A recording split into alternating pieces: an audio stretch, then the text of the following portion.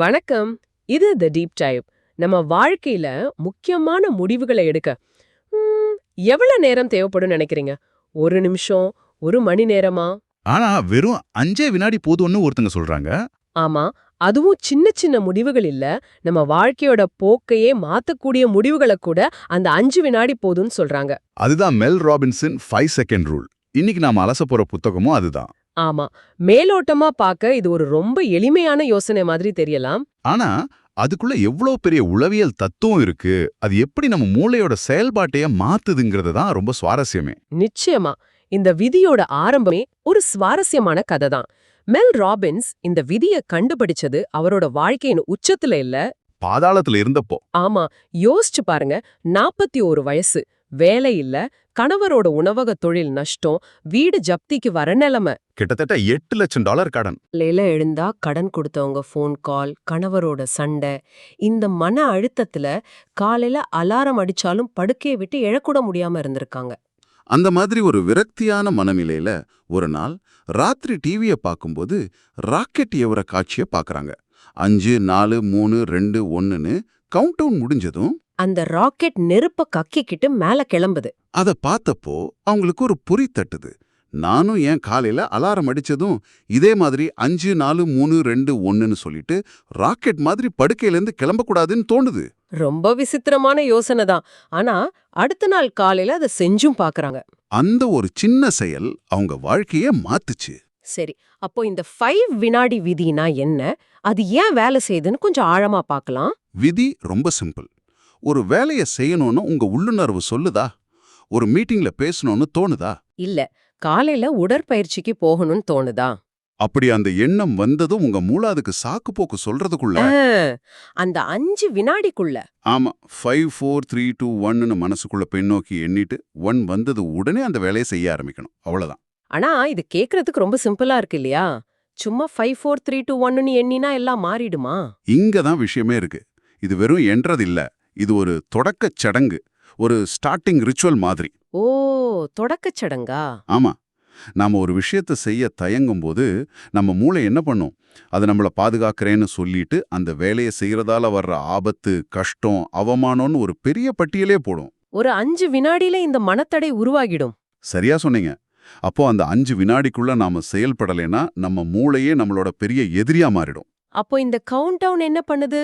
நாம 5 4 3 2 1ன்னு பின்னோக்கி எண்ணும்போது என்ன நடக்குதுன்னா, நம்மளோட வழக்கமான சிந்தனை முறைய நாம உடைக்கிறோம். சாக்கு போக்கு சொல்றது, பயப்படுறது மாதிரியான அந்த ஆட்டோமேட்டிக் பைலட் மோட்ல இருந்து வெளியே வரும். கரெக்ட்.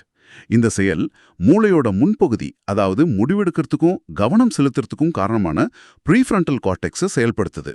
ஓ, சுருக்கமா சொன்னா நாம நம்ம மூளைய கட்டுப்படுத்த ஆரம்பிக்கிறோம், அது நம்மள கட்டுப்படுத்துறதுக்கு பதிலா. எக்ஸாக்ட்லி.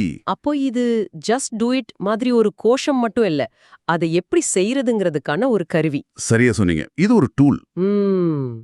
மெல் ராபின்ஸ் முதல்ல இத அலாரத்தை அணைக்காம இருக்கத்தான் பயன்படுத்தினாங்க.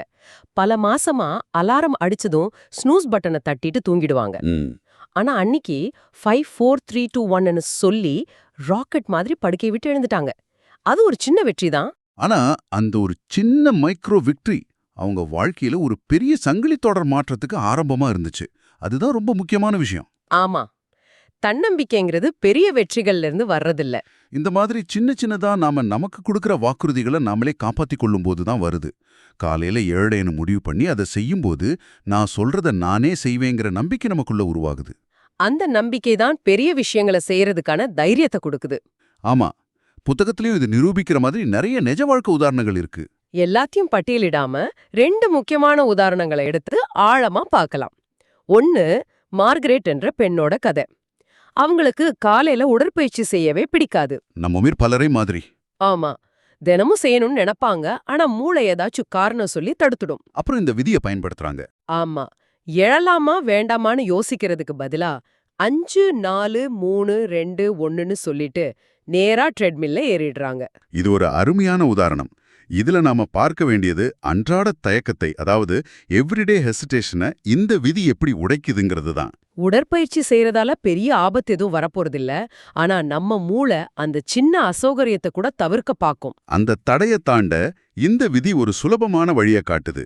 இது ஒரு செயலை தொடங்குவதற்கான உந்து சக்தி, ஒரு ஆக்டிவேஷன் எனர்ஜி. சரி, உடற்பயிற்சி மாதிரி ஒரு சின்ன விஷயம் ஓகே. ஆனா பில் என்பவரோட கதை இன்னும் ஆழமானது.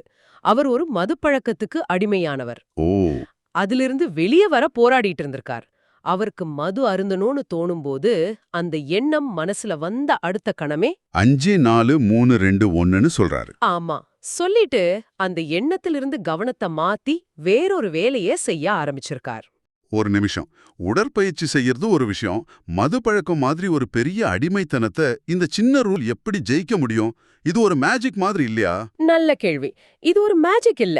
ஆனா இது மூளையோட பழக்கவழக்க சுழற்சிய, ஹேபிட் லூப்ப உடைக்கிற ஒரு கருவி. ஓகே, அந்த ஹேபிட் லூப்ப கொஞ்சம் விளக்க முடியுமா? எந்த ஒரு பழக்கத்துக்கும் 3 படிநிலைகள் இருக்கு. தூண்டுதல், அதாவது கியூ, அப்புறம் செயல், ரூட்டீன், மற்றும் வெகுமதி, ரிவார்ட். சரி. பில்லுக்கு மது அருந்தணும்னு தோன்றது தூண்டுதல். உடனே அருந்துவது செயல். அது கொடுக்கிற தற்காலிக நிம்மதி வெகுமதி. இந்த சுழற்சி தானா நடக்கும். ஓ, ஒரு ஆட்டோமேட்டிக் சைக்கிள் மாதிரி. ஆமா. இப்போ 5 வினாடி விதி என்ன பண்ணுதுன்னா, அந்த தூண்டுதலுக்கும் செயலுக்கும் நடுவுல ஒரு சின்ன இடைவெளியை உருவாக்குது. அந்த 5 வினாடி இடைவெளியில அவர் தன்னோட ஆட்டோமேட்டிக் பைலட் மோட்ல இருந்து வெளியே வர்றாரு. சரியா சொன்னீங்க. அந்த நொடியில அவருக்கு ஒரு தேர்வு செய்யற வாய்ப்பு கிடைக்குது. பழையபடி மது அருந்தலாமா இல்ல வேறொரு புதிய செயலை செய்யலாமான்னு. ஆமா. அவர் அந்த வாய்ப்பை பயன்படுத்தி வேறொரு செயலை தேர்வு செய்யும்போது அந்த பழைய பழக்கத்தோட பிடிய தளர்த்துறார். இது ஒரு நாள்ல நடக்காது. நடக்காது. ஆனா ஒவ்வொரு முறையும் இத செய்யும்போது புதிய ஆரோக்கியமான பழக்கத்துக்கான நரம்பியல் பாதையை மூளையில வலுப்படுத்துறார். ஓ, அப்போ இது பிரச்சனைய தீர்க்கல, ஆனா பிரச்சனைய சமாளிக்க ஒரு வாய்ப்பு கொடுக்குது. ஆமா. இது உளவியல்ல சொல்ற கட்டுப்பாட்டின் இருப்பிடம், லோக்கஸ் ஆஃப் கண்ட்ரோலோட தொடர்புடையது. அத பத்தி கொஞ்சம் சொல்லுங்க. என் வாழ்க்கை என் கையில இல்ல, எல்லாம் விதின்னு நினைக்கிற மனநிலையிலிருந்து இந்த ஒரு நொடி, இந்த ஒரு முடிவு என் கையில இருக்குன்னு நம்ப வைக்கிற முதல் படி இதுதான். ஆமா, ஒவ்வொரு முறையும் 5 4 3 2 1ன்னு சொல்லி ஒரு செயலை செய்யும்போது நம்ம வாழ்க்கையோட ஓட்டுநர் இருக்கையில நாம தான் இருக்கோங்கிற நம்பிக்கை வலுப்படுது. இது செயலுக்கான ஒரு சார்பை, அதாவது பயஸ் டுவர்ட் ஆக்ஷனை உருவாக்குது. யோசிச்சுக்கிட்டே இருக்கிற ஆளா இல்லாம செஞ்சு பார்க்கற ஆளா நம்மள மாத்துது. இந்த கட்டுப்பாட்டை கையில எடுக்கிறதுங்கிற விஷயம் பயம் வரும்போது தான் ரொம்ப கஷ்டம். ஆமா, நம்ம மூளை தானா நம்மள பாதுகாக்கிறேன்னு சொல்லி எல்லா எதிர்மறை எண்ணங்களையும் கொண்டு வந்துடும் இல்லையா? அப்போ இந்த விதி பயத்தை எப்படி நேரடியா எதிர்கொள்ளுது? இது ஒரு சுவாரஸ்யமான உளவியல் உண்மை. உடலியல் ரீதியா பார்த்தா பயத்துக்கும் உற்சாகத்துக்கும் பெரிய வித்தியாசம் இல்ல. அப்படியா?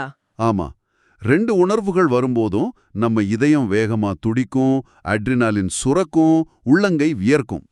ஆனா நம்ம மூளை அந்த உணர்வுக்கு என்ன பெயர் கொடுக்குதுங்கிறதான் எல்லாத்தையும் மாத்துது. ஓ, ஐயோ பயமா இருக்குன்னு சொன்னா நாம பின்வாங்குவோம். ஆமா, அதுவே நான் உற்சாகமா இருக்கேன்னு சொன்னா நாம அதை நோக்கி போவோம். அப்போ பயத்தை உற்சாகம்னு மறுபெயரிடணும்னு சொல்றீங்களா? ஆமா, ஒரு மீட்டிங்ல பேசுறதுக்கு முன்னாடி பயம் வந்தா, நான் பயப்படல, நான் இந்த வாய்ப்புக்காக உற்சாகமா இருக்கேன்னு நமக்கு நாமே சொல்லிக்கிறது ஒரு சக்தி வாய்ந்த உத்தி. ஆனா சொல்றது சுலபம், செய்யறது கஷ்டம். அந்த நேரத்துல தான் 5 வினாடி விதி உதவுது. பயம் வர்ற அந்த முதல் கணத்துல 5 4 3 2 1ன்னு சொல்லி அந்த பய உணர்வுக்குள்ள மூழ்காம நான் உற்சாகமா இருக்கேன்னு சொல்றதுக்கான மன இடைவெளியை இது உருவாக்குது. இதுக்கு மெல் ராபின்ஸோட விமான பயண பயம் ஒரு சரியான உதாரணம். அவங்களுக்கு விமானத்துல பறக்கிறதுனா பயங்கரமான பீதி.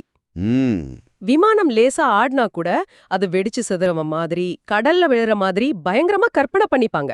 ஓ, ஒரு முறை அப்படி விமானம் ஆடும்போது அவங்க மனசு பயப்பட ஆரம்பிக்குது. ஆனா உடனே 5 4 3 2 1ன்னு எண்ணி அந்த பயங்கரமான கற்பனைகளை நிறுத்திட்டு பயணத்தோட இறுதியில தன்னோட குழந்தைங்களை சந்திக்க போற மகிழ்ச்சியான தருணத்தை ஒரு நங்கூர எண்ணமாக, ஒரு ஆங்கர் டாட்டா மனசுல கொண்டு வராங்க. இது ரொம்ப முக்கியமான ஒரு நுட்பம். இங்கே அவங்க 2 விஷயங்களை செய்யறாங்க. ஒன்னு, 5 வினாடி விதியை பயன்படுத்தி எதிர்மறை சிந்தனை சுழற்சியை உடைக்கிறாங்க. ரெண்டாவது, அந்த வெற்றிடத்தை ஒரு நேர்மறையான சக்தி வாய்ந்த எண்ணத்தை கொண்டு நிரப்புறாங்க. அப்போ இது வெறும் எண்ணுறது மட்டும் இல்ல, அந்த எண்ணுற நேரத்துல நம்ம கவனத்தை எங்க திருப்புறோங்கிறது முக்கியம்.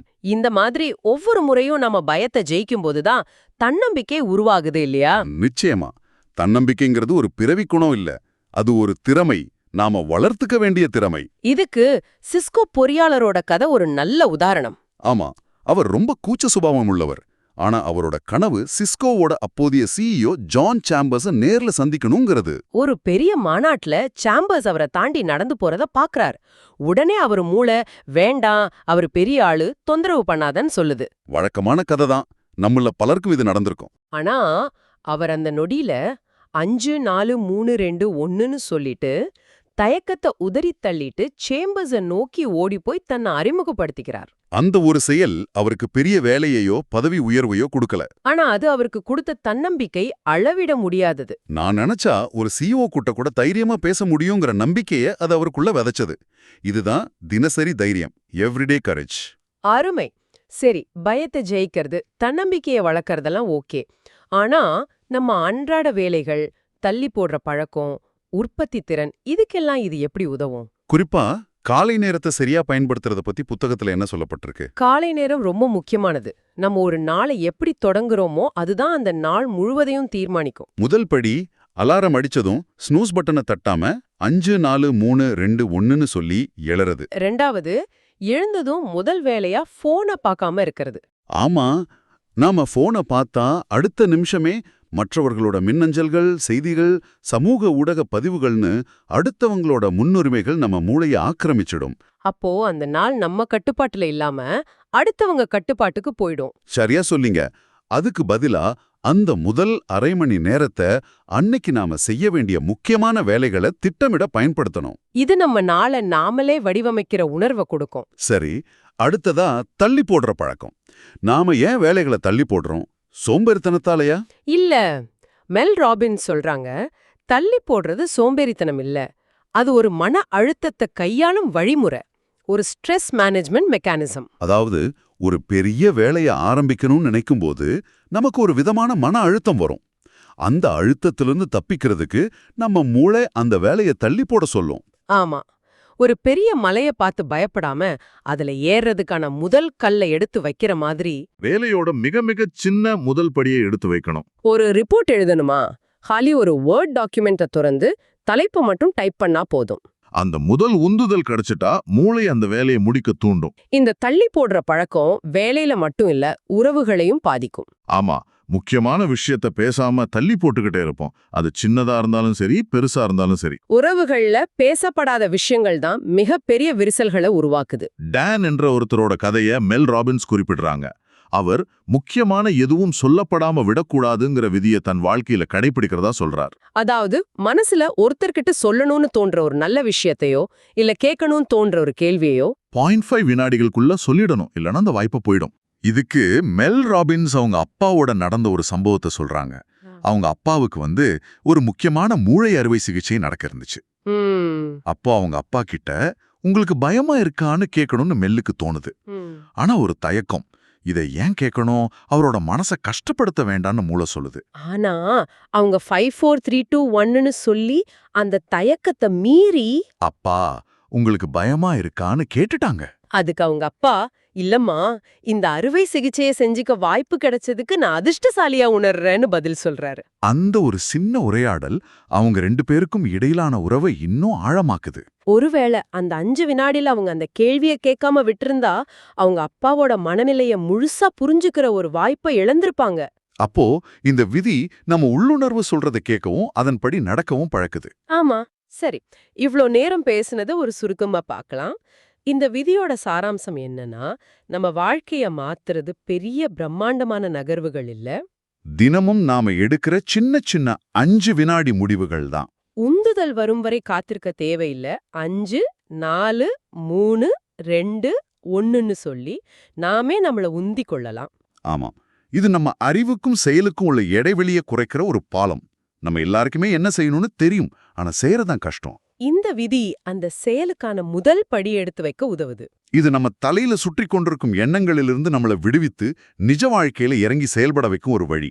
சுருக்கமா, இது தைரியத்தை உருவாக்கும் ஒரு கருவி. இறுதியா இந்த கலந்துரையாடல கேட்டுக்கிட்டு இருக்கிற உங்களுக்காக ஒரு சிந்தனை. சொல்லுங்க.